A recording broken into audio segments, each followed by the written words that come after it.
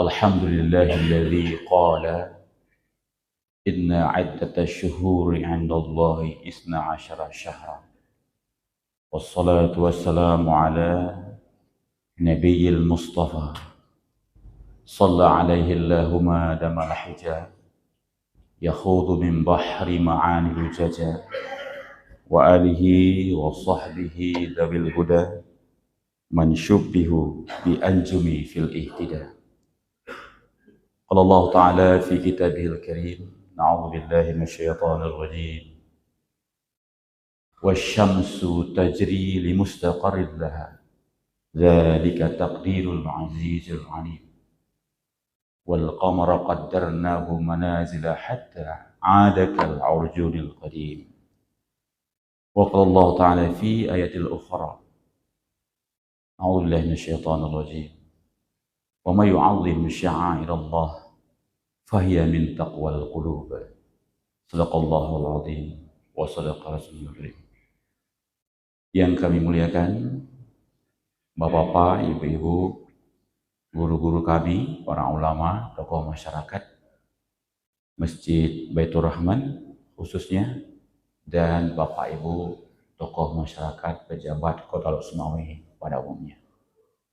Pada pagi yang berbahagia ini, oleh pengurus Gerakan Pemuda Subuh, kami diminta untuk mengisi tausiah Gerakan Pemuda Subuh dan diberi judul perbedaan tahun Qamariyah dan Syamsiah dalam sudut pandang dalam kaitan hukum, ya, muamalah dan sosial masyarakat. Seperti itu saya kira.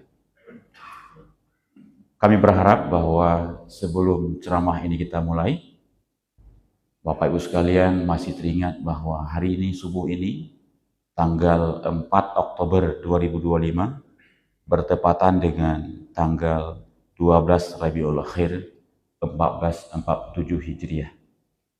Kami berharap Bapak Ibu sekalian semua masih mengingat tanggal lahirnya, baik tanggal lahir Masehi maupun tanggal lahir Qamariyah atau Hijriah. Sebuah ilustrasi awal sebelum kita mulai ceramah berikutnya. Bapak Ibu sekalian yang berbahagia, tepatnya di tanggal 15 Rabiul Awal bulan yang lalu, terjadi gerhana bulan total. Di bulan Masehi, di tahun Masehi, itu tanggalnya menjadi 2. Gerhana total matahari terjadi pada tanggal 7 dan 8 September 2025. Kenapa bisa terjadi perbedaan? Tahun Hijriah 15 Rabiul Awal. Tahun Masehi tanggal 7 dan 8 September.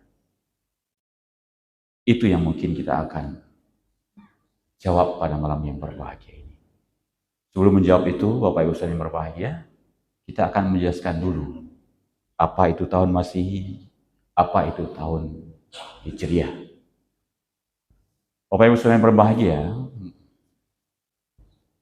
melihat dari literasi, ya, kita baca literasi, misalkan tulisan dari Imam Al-Qattani dalam kitab Kawakibud Durriyah, juga oleh Imam Syekh Muhammad ketika membahas tentang kata prasa tahun, itu beliau membagi tahun itu menjadi 3 secara garis besar.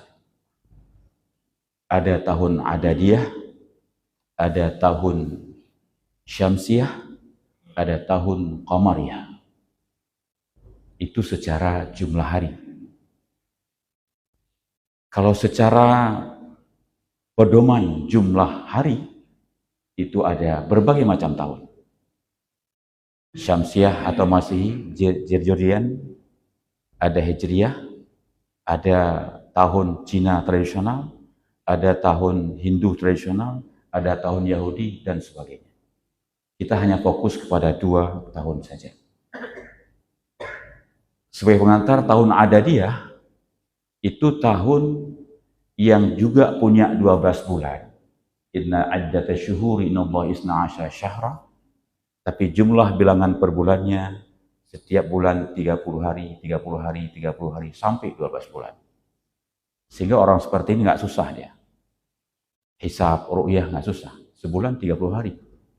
Maka patut diduga ada saudara-saudara kita di sebagian tempat yang besar, sekelompok di Sumatera Barat misalnya, yang duluan puasa 2 hari, duluan raya 3 hari, mungkin termasuk dari kelompok tahun Adadiyah ini.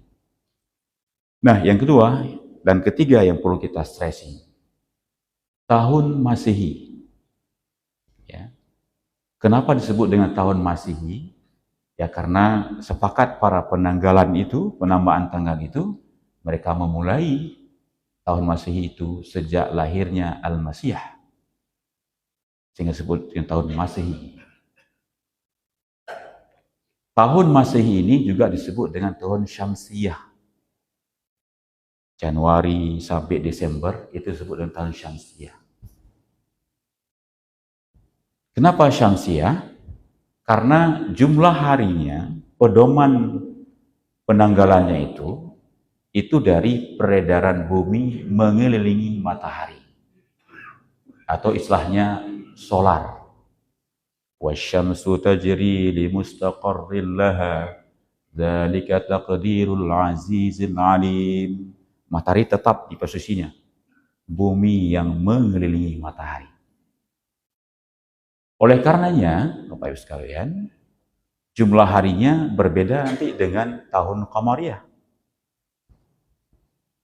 Ya. Kalau tahun Syamsiyah, itu jumlah harinya per tahun 365,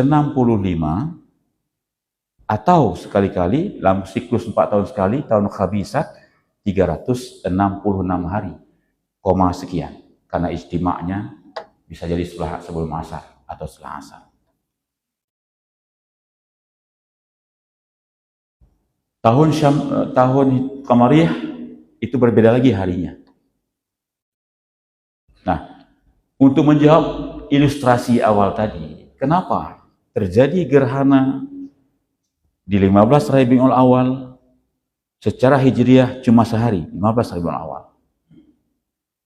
Tapi tanggal masih tanggal 7 dan 8. Jawabannya adalah gerhana total bulan malam itu terjadi sebelum jam 00 dan berakhir setelah jam 00, tengah malam. Pergantian hari di tahun Masehi, Januari sampai Desember, itu terjadi di jam 00. Maka awal terjadi gerhana bulan malam itu terjadi sebelum jam 00 di tanggal 7 dan berakhir setelah jam 00 di tanggal 8. Maka gerhana bulan tanggal 7 dan 8. Tanggal 2 malam, padahal itu malam lagi. Kenapa hijriah cuma semalam? 15 Rabiul Awal. Karena memang pergantian hari di bulan tahun hijriah itu terjadi setelah terbenamnya matahari. Maka kita lihat anak-anak muda pesta pergantian tahun Masehi di tengah malam karena pergantian jam 00.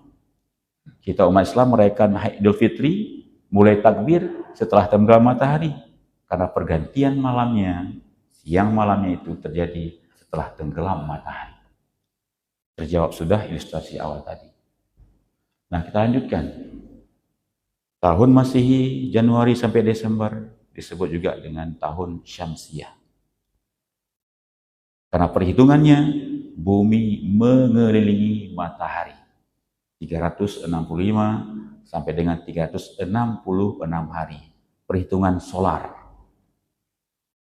Tahun Hijriah itu penamaannya Hijriah itu karena memang sepakat di zaman Umar Al-Khattab. Para sahabat merumuskan gimana cara tahun Islam ini. Mereka sepakat diawali sejak hijrahnya Rasulullah dari Mekah ke Madinah. Walau sebelumnya ada sahabat berpendapat kita mulai sejak lahir Rasulullah atau sejak Rasulullah diangkat. Tapi mayoritas berpendapat dimulai sejak hijrah Rasulullah Mekah ke Madinah. Yang disebut dengan tahun Hijriah. Tahun Hijriah ini juga disebut dengan tahun Qamariyah. tahun lunar. Kenapa Qamariyah? Karena perhitungan tahun Hijriyah itu dihitung dari peredaran bulan mengelilingi bumi. Sehingga jumlah hari per tahun itu sebanyak 354, atau tahun khabisat 4 tahun sekali, 355 hari per tahun. Berarti apa? Ada yaumul bayyin di situ. Ada hari pembeda di situ, 10 sampai 11 hari antara tahun Masehi dengan tahun Hijriah. Kita mungkin menganggap biasa saja. Ah, biasa itu Ustaz, ngapain sih dibahas itu? Toh kita sudah punya tahun Masehi sendiri kok. Kita menyampaikan ini bukan kita mengkritik kembali tahun Masehi yang sudah menjadi konsensus nasional kita bahwa itu dipakai oleh negara dalam pergaulan dunia, dan memang dunia memakai tahun Masehi Januari sampai Desember. Silakan itu kita pakai dalam administrasi, organisasi, sekolah, jadwal, dan sebagainya. Tapi ingat, kita Muslim. Dalam hal ritual ibadah, terkait dengan hukum-hukum Islam, kita harus memakai tahun Hijriah. Karena ada implikasi hukum yang akan timbul jika salah pemakaian tahun. Jadi kita mesti menulis tanggal sekian Masehi bertepatan dengan tanggal sekian Hijriah.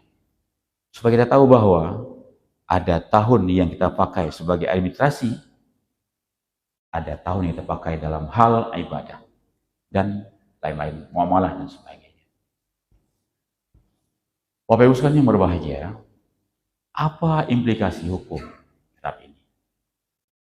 Seperti kita ketahui tadi bahwa tahun Hijriah itu lebih pendek daripada tahun Masehi 10 sampai dengan 11 hari. Sehingga kita lihat puasa tahun ini itu di bulan Maret, awal Maret. Tahun depan ini itu di akhir Februari, bergeser dia. Kita pernah temukan Ramadan di bulan musim panas, kita juga pernah temukan Ramadan di musim dingin. Karena pendek 10 hari, 11 hari, dia bergeser terus. Arafah bergeser terus, Ramadan bergeser terus, sehingga perlu ada hisab oleh kita kalangan-kalangan Muhammadiyah. Kemudian ada hisab dan ru'yah di kalangan kita yang non-Muhammadiyah. Apa implikasi hukum terhadap pemakaian yang mungkin tidak tepat? Yang pertama, Bapak Ibu sekalian yang berbahagia, jika kita memakai hanya Masehi, melupakan tahun Hijriah yang kita anggap tidak perlu, dalam hukum zakat ini akan berimplikasi.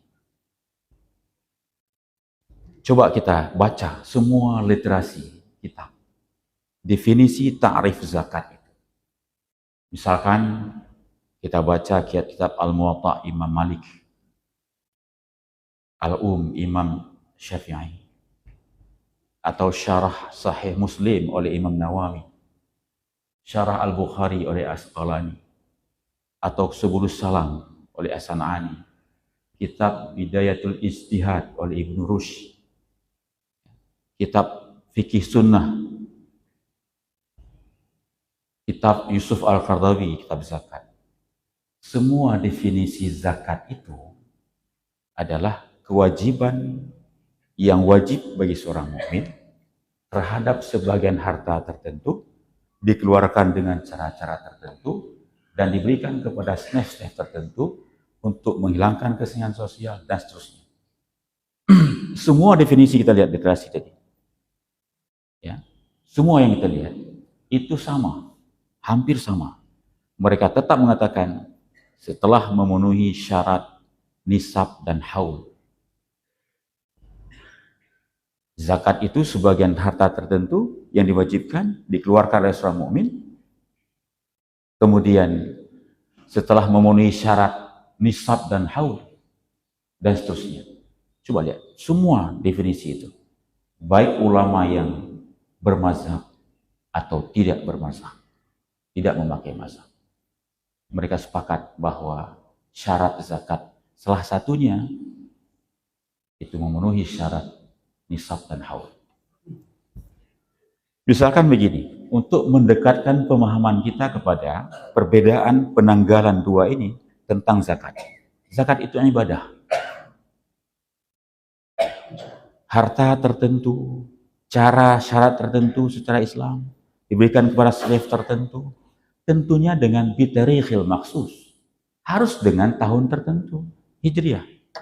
Tidak boleh kemudian lompat kepada Masehi, karena ini ibadah.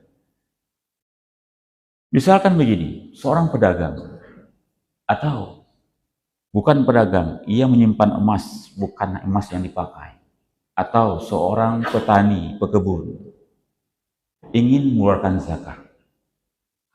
Pertama sekali dia akan mengatakan bahwa menulis pada tanggal 1 Januari 2025 saya telah sampai nisab. Pedagangkah, yang simpan emaskah, yang lain dan sebagainya. 1 Januari 2005 harta saya telah sampai nisab. Dia akan menunggu haul. Saya akan membayar zakat pada tanggal 1 Januari 2026. Dia merasa paling patuh membayar zakat. Karena sepakat jumhur ulama membayar zakat sampai haul dan nisab dan haul furan, secara segera, tidak boleh lambat-lambat.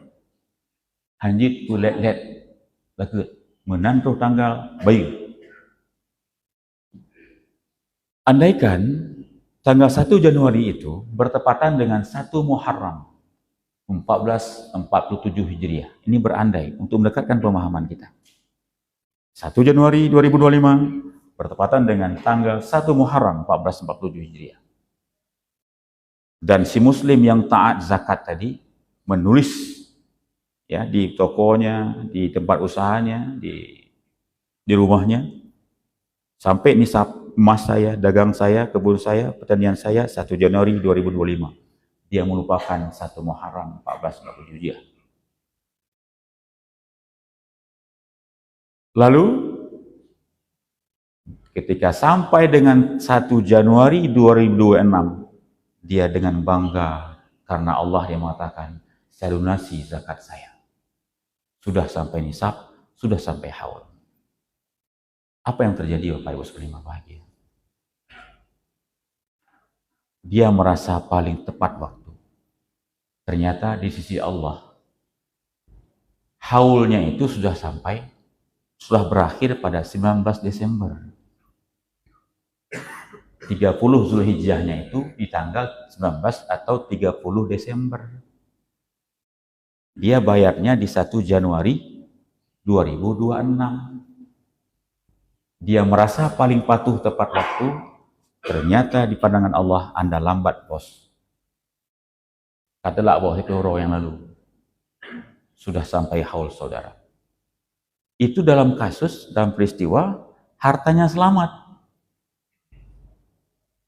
Coba kalau misalnya hartanya musnah, hilang, tak tersisa pada tanggal 27 Desember misalnya, atau 21 Desember ke atas. Dia akan merasa, harta saya sudah hilang. Allah titipkan harta ke saya, Allah ambil kembali. Saya nggak ada hutang zakat sama sekali. Padahal sudah sampai haul 20 Desember. Hilang hartanya 25 Desember. Dia merasa nggak terhutang dengan zakat. Pasti Allah sudah hutang dia. Itu yang pertama, implikasi hukumnya. Kalau kita tidak menulis 2 tanggal ini, atau bahkan melupakan Hijriah ini. Yang kedua, seorang suami menjatuhkan talak 1 dan atau talak 2, ya, yang punya hak rujuk, talak raja'iyah, yang punya masa iddah, boleh dia kembali tanpa nikah yang baru. Setelah, misalnya di kantor, dia ikrarkan talak 1 di depan persidangan mahkamah syariah. Walaupun mahkamah syariah bukan hanya cerai. Mahkamah syariah itu banyak sengketa ekonomi, perbankan, pidana Islam. Ini satu contoh. Nah, ketika setelah menjatuhkan talak 1 atau talak 2 itu, Dia lalu menghitung masa iddah, dia akan rujuk kembali. Saya jatuhkan talak ini tanggal 1 Januari 2025. Berarti masa iddah saya, masa saya boleh rujuk ke istri saya, itu pada tanggal 30 Maret 2025. Itu tahun Islam. Atau misal Maret itu tanggal 31, 30, Allah alam. Ya. Jadi biasanya udah agamnya, gengsinya boleh-boleh pun hanya boleh ya. Gengsi lah, dijemput dulu lah. Rupanya hanya dijemput, pingin pulang juga teringat. Lalu dia rujuk ke istrinya pada tanggal 30 Maret. Coba bayangkan. Padahal boleh jadi tahun Hijriah itu sudah berakhir pada tanggal 28 atau 29 Maret. Dia pulang setelah habis masa iddah. Apa jadinya keturunan yang ia lakukan bersama istrinya itu setelah itu?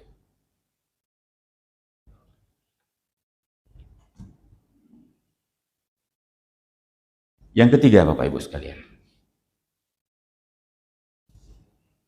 Bagi kita yang selalu menulis tanggal lahir kita, tanggal lahir anak, itu bulan Januari sampai Desember. Tidak teringat dengan tahun Hijriah.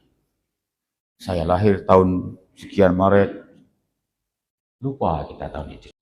Lupa kita tahun Hijriah. Penting tahun Islam. Sebab pengaruh sekuler kita banyak. Terlalu kan Hijriah nanti dianggap nanti ekstrim. Itu cara-cara menghilangkan identitas kita, kebanggaan kita kepada Islam. Dan berhasil sekarang. Anak muda kita nggak ingat lagi. Lalu kita tulis anak kita lahir tanggal sekian Masehi. Tahukah Bapak Ibu sekalian berbahagia? Sebenarnya kita sudah kufur nikmat. Anak saya sudah usia 10 tahun. Dia lahir di tahun Masehi sekian. Bapak Ibu, anak kita bukan 10 tahun sebenarnya. Dia usianya sudah 10 tahun 3 bulan lebih. Kita kufur nikmat Allah 3 bulan lebih di usia 10 tahun. Hitung nikmat nafas per hari itu kali sekian bulan. Wa in ta'uddu ni'matallahi la tuhsuha. Kita hanya mengakui 10 tahun umur anak kita. Ketika usia anak kita 20 tahun, sebenarnya usia anak kita itu sudah 20 tahun 6 bulan sekian. 2 tahun 7 bulan sekian. Kita akui 20 tahun. Kita ingkari 7 bulan itu. Usia kita 30 tahun. Berapa usia? Sebenarnya usia kita 30 tahun, 9 bulan sekian atau 3 tahun 10 bulan. Ketika usia 30 tahun, sebenarnya kita sudah 38 tahun. Ketika usia 72 tahun, sebenarnya kita sudah usia 74 tahun. Sabi ada ceramah, la in syakartum wa azidannakum wa in kafartum. Sabi ceramah mana? Kita sendiri nggak ingat bahwa kita sendiri kufur terhadap nikmat Allah.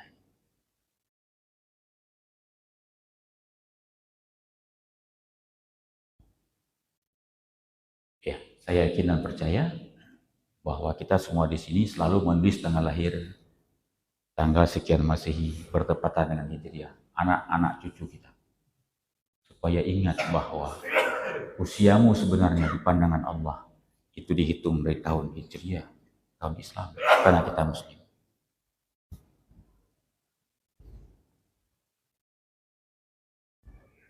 Mungkin bagi yang Bapak-Bapak Ibu sekalian, waduh, saya tidak pernah ingat tahun Hijriah saya. Sekarang mudah Bapak Ibu sekalian.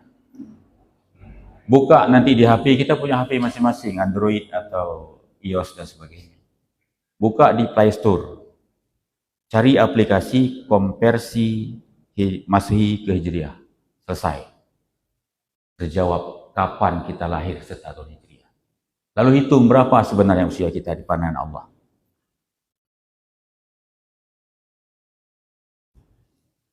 Yang mungkin terakhir ya, karena kita singkat saja hari kerja hari ini. Walaupun bercanda ini, tapi serius ini, pinginnya sih. Kita sepakat konsensus nasional bahwa kita memakai tahun Masehi. Andaikan kita pakai tahun Hijriah, Kan gaji nggak terlambat 1 hari. Ini tanggal masih 31 Januari. Padahal mungkin tahun Islam 29, ya, 2 euro kan? Februari yang menguntungkan 28 euro. Bagas gajian. Bulan yang lain 30, 31, 30, 31, 31. Andaikan pakai tahun Hijriah 29, 30, 29, 30, 29. Itu cuma bercanda. Bapak Ibu berbahagia, artinya itulah mungkin banyak yang lain. Kita ustaz-ustaz di sini, ahli-ahli staf dari organisasi Muhammadiyah itu lebih pinter untuk mendalami bahwa implikasi hukum dari penanggalan ini sangat-sangat prinsip. Jadi maka kepada pemerintah kita berharap. Aceh pernah punya kanun nomor 11 tahun 2002 tentang akidah, ibadah, dan syiar Islam. Dulu semua surat di kantor itu pakai tanggal itu, Masehi bertepatan dengan tanggal Hijriah. Di depan kantor dulu ada palang nama bahasa Indonesia dan bahasa Arab Jawi. Kebanggaan itu hilang sekarang. Kalau kita ke Bali, bahasa Indonesia dan bahasa Bali. Kalau kita ke Jawa Barat, bahasa Indonesia di depan kantor dan bahasa Sunda. Di Cina apalagi, semua bahasa Cina. Mereka bangga dengan identitas mereka sendiri. Kita hilang krisis identitas. Tidak bangga dengan keacehan kita dan melupakan tentang penanggalan tahun kita. Karena pemerintah yang kita harapkan, ingat kembalilah. Kanun 11 2002 itu belum dicabut, masih berlaku. Kepada ustadz-ustadz yang mengajar ulama-ulama kami, ketika mengajar sebuah hukum, yang hukum itu berkaitan dengan tanggal-tanggal, harus memakai tahun Hijriah. Saudara ceramah tentang zakat, bikin contoh di Januari misalnya, Masehi. Apa akibatnya? Di antara jemaah yang patuh zakat, itu akan lambat bayar zakat 10-11 hari. Kepada kita semua yang masyarakat awam ini, ayo kita konversikan Masehi ini ke Hijriah. Kita tahu tanggal nasional, kita tahu tahun kita punya sendiri.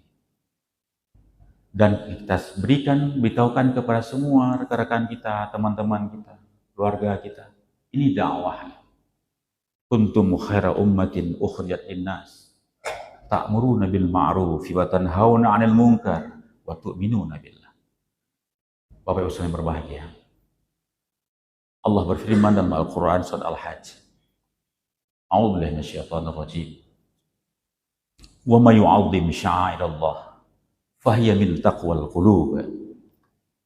Barang siapa yang mengagungkan syiar-syiar Allah, maka itu bagian dari takwa di hatinya.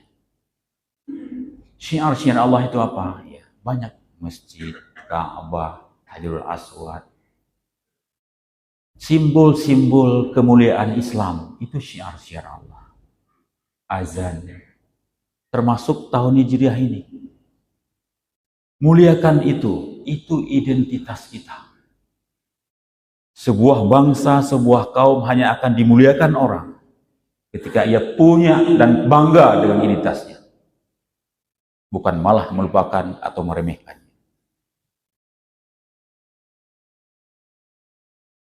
Kalau bukan kita yang membanggakan memuliakan itu, siapa lagi? Kalau bukan mulai dari sekarang, kapan lagi? A'udzubillahi minasyaitonir rajim. Bismillahirrahmanirrahim. Allahumma inna nastaudi'uka ma 'allamtana fardudhu ilaina 'inda hajatina ilaihi wa la tansinahu abadan abada bi rahmatika ya arhamar rahim. Ya Allah, kami simpan ilmu yang Kau berikan kepada kami kepadamu ya Allah. Berikan kepada kami saat kami membutuhkannya.